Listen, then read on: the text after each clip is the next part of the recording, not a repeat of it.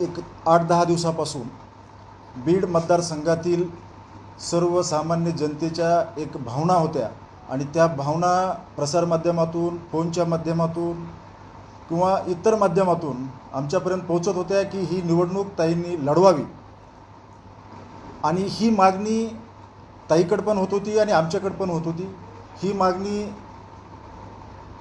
आम्ही लोकांनाही सांगत होतो की आपण भाजपचे घटक पक्ष आहोत आणि भाजपने या ठिकाणी उमेदवारी डिक्लेअर केली आहे, त्याच्यामुळं आम्हाला निवडणूक लढवायची नाही।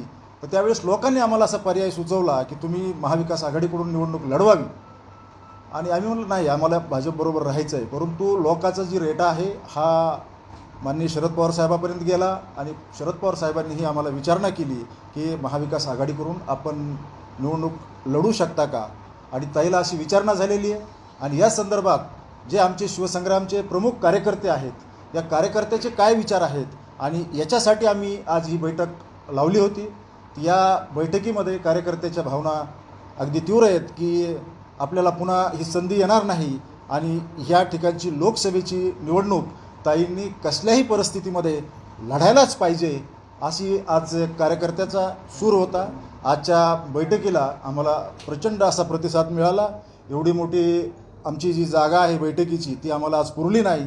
अर्धे लोक बैठक हॉलच्या बाहेर होते आणि या बीड जिल्ह्यातील सर्वसामान्य जनतेपासून शिवसंग्रामच्या सर्व पदाधिकाऱ्यांच्या भावना अगदी तीव्र आहेत की ताईंनी ही निवडणूक लढवावी।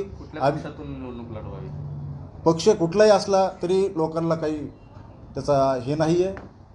आता भाजपने तर तिकीट डिक्लेअर केलं आहे, उमेदवारी डिक्लेअर केली आहे, त्याच्यामुळं महाविकास आघाडीचा हा एक पर्याय आमच्यासोबत आहे आणि ताईने हा पर्याय स्वीकारावा असं शिवसंग्रामच्या सर्व पदाधिकाऱ्यांची भावना होती। ही भावना आम्ही ताईला कळवू आणि आम्हाला आशा आहे की ताई ह्या भावनेचा, लोकभावनेचा कदर करतील आणि येणारी निवडणूक महाविकास आघाडीकडून लढतील। चर्चा आमच्यापर्यंत आलेली आहे, नाही त्या पर्यायावर तर आम्ही काही विचार केला नाही। आमची राज्य कार्यकारिणी आणि ताई याच्यावर निर्णय घेतील, परंतु आमची आता सध्या तरी महाविकास आघाडीकडून निवडणूक लढवण्याची कार्यकर्त्याची मानसिकता आहे।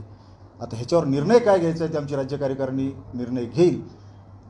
याच्या अगोदरही आम्ही युतीचे जे घटक पक्ष होतो, भाजपचे घटक पक्ष म्हणून आम्ही काम केलं, आम्ही इमाने इतबारे काम केलं।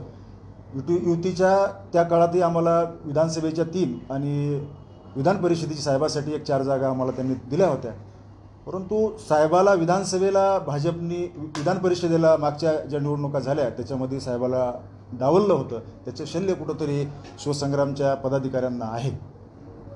बीड जिल्ह्यामध्ये आम्ही प्रत्यक्ष लोकसभेला उभा राहिलो तर आम्ही संपूर्ण राज्यामध्ये आघाडीचं काम करू। ओके, ठीक आहे।